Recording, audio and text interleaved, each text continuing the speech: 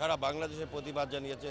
বিএনপির সকল মানুষ এই ফিলিস্তিনের পাশে সহমর্মিতা জানাচ্ছে এবং দলীয় সিদ্ধান্ত অনুযায়ী ফিলিস্তিনের পাশে সবসময় বিএনপি ছিল, এখনও আছে, ভবিষ্যতেও থাকবে।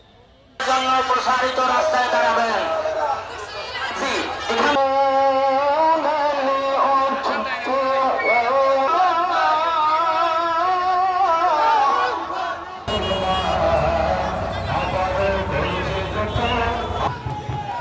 ফিলিস্তিন ফিলিস্তিন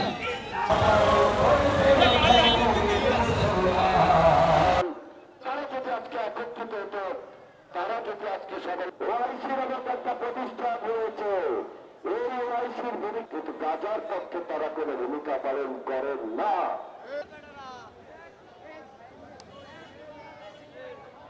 এদেরকে আল্লাহ আপনি জমিন থেকে ধ্বংস করে দেন। তোমার জমিনে সকলে বসবাস করবে, তাদের ভূমিকা ব্যাখ্যা করে দুঃখজনক।